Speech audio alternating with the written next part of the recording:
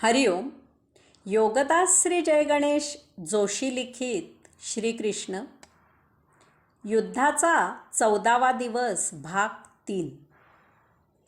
द्रोणाच्या व्यूहरचनेला भेदून असंख्य महापराक्रमी सैन्याला आणि राजांना नामोहरम करून ते दोघे तेथे पोहोचले याचेच महाआश्चर्य वाटून कौरवांचे सैन्य काळजीने ग्रासले.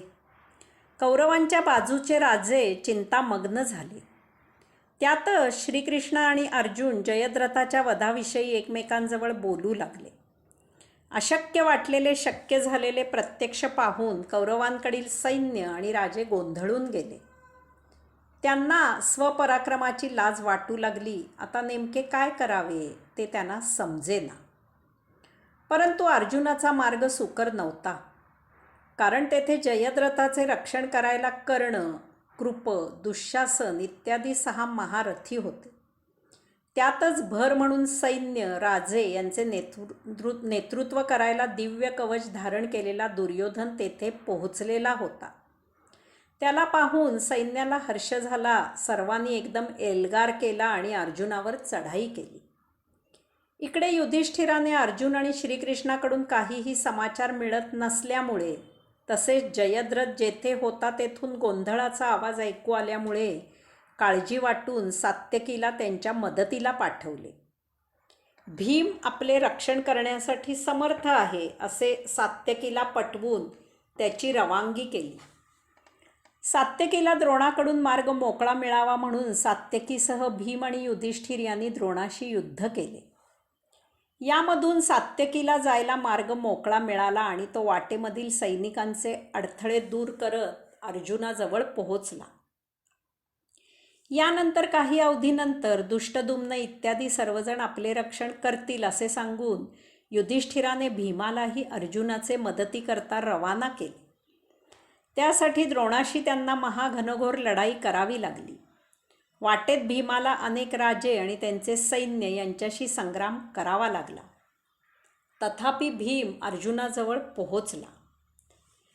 त्यावेळी सात्यकीचे कौरव बंधूंजवळ महाघोर युद्ध झाले. सात्यकीने काही कौरव बंधूंचा वध केला. यात कित्येक राजे आणि सैन्य ठार झाले. भीमाने कर्णाजवळ महाविदारक युद्ध केले. यात कित्येक राजे आणि सैन्य ठार झाले. दुर्योधनाला पाहून हर्ष झालेल्या राजांनी आणि सैनिकांनी अर्जुनावर एकदम चढाई केली. त्यावेळी अर्जुनाने सर्वांना अस्त्रांच्या माऱ्याने बेजार केले. परंतु दुर्योधनावर अर्जुनाच्या बाणांचा काहीही परिणाम होईना. ते दुर्योधनाच्या कवचावर आपटून घरंगळून खाली पडत होते. त्यावेळी श्रीकृष्ण अर्जुनाला म्हणाला, धनंजया, हा दुर्योधन कधी नव्हे तो इतका खुश का आहे? अर्जुन श्रीकृष्णाला म्हणाला, श्रीकृष्णा, त्याला द्रोण गुरूंनी दिव्य कवच धारण करून इकडे पाठवले आहे. या कवचाचे ज्ञान फक्त द्रोणांनाच आहे आणि ते मला त्यांच्याकडून मिळाले आहे. मी ते कवच भेदू शकतो. असे म्हणून अर्जुनाने बाण अभिमंत्रित केले आणि ते दुर्योधनावर सोडले. अचानक ते बाण हवेत तोडले गेले. महाआश्चर्यचकित होऊन अर्जुनाने समोर पाहिले तर द्रोणपुत्र अश्वत्थामाने ते हवेत तोडले होते. अर्जुन श्रीकृष्णाला म्हणाला, श्रीकृष्णा, मी याचा प्रयोग पुन्हा करू शकत नाही, कारण तसे केल्यास ते माझ्यावरच उलटते.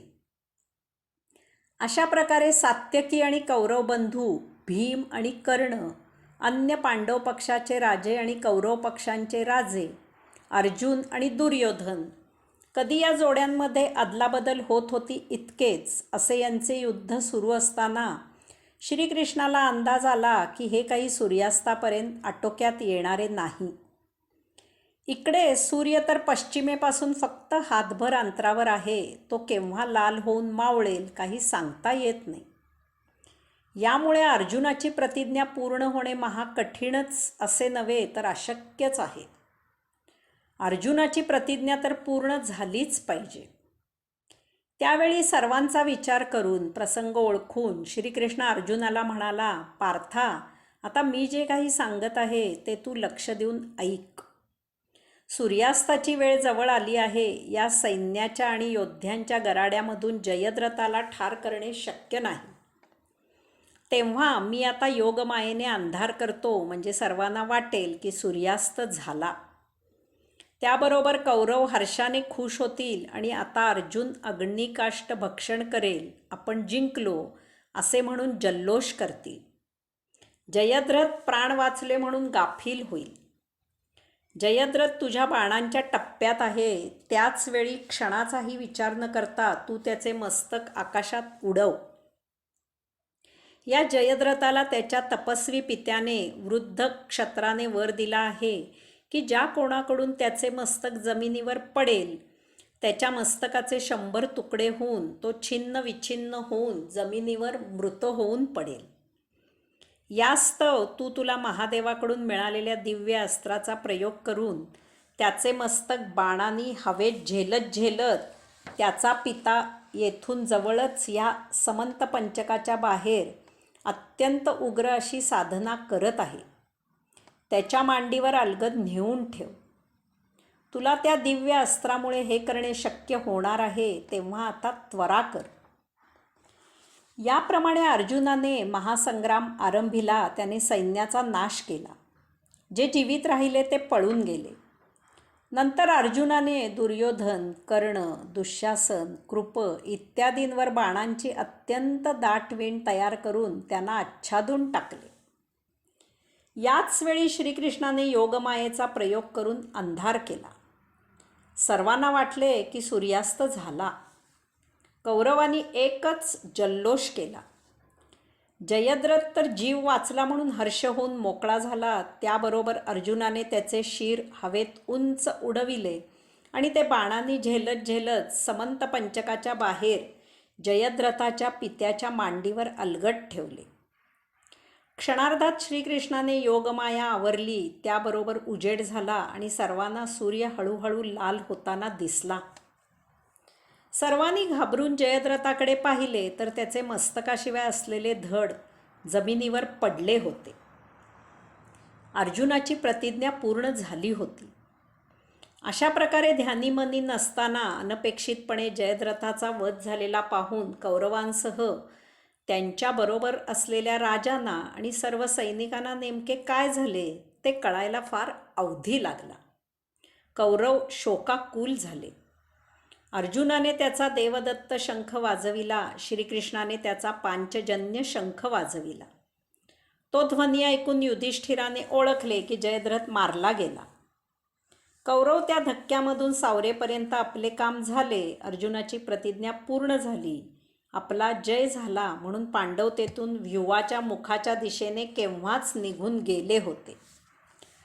इकडे वृद्ध क्षत्र ध्यानामधून व्युत्थान झाला आणि अभावितपणे उभा राहिला. त्याबरोबर त्याच्या पुत्राचे मस्तक त्याच्या मांडीवरून घरंगळले आणि जमिनीवर पडले. त्याबरोबर त्याच्या वराप्रमाणे वृद्ध क्षत्राच्या मस्तकाचे शततुकडे झाले आणि छिन्न विछिन्न होऊन तो जमिनीवर पडला. अर्जुन आणि श्रीकृष्ण युधिष्ठिराजवळ पोहोचले. थोड्या वेळातच तेथे भीम आणि सात्यकीही आले. त्यांनी जयद्रथ मारला गेल्याचे युधिष्ठिराला सांगितले. युधिष्ठिराने याचे श्रेय श्रीकृष्णाला दिले. तथापि श्रीकृष्णाने याचे सर्व श्रेय अर्जुनाला दिले. त्याच्या पराक्रमाची स्तुती केली. परंतु अर्जुन म्हणाला, श्रीकृष्णा, केवळ तुझ्यामुळेच हे कार्य यशस्वी झाले. तू आमचा हितचिंतक असताना आम्हाला कसलीही काळजी नाही. जय आमचाच होणार हे निश्चित. हरिओम.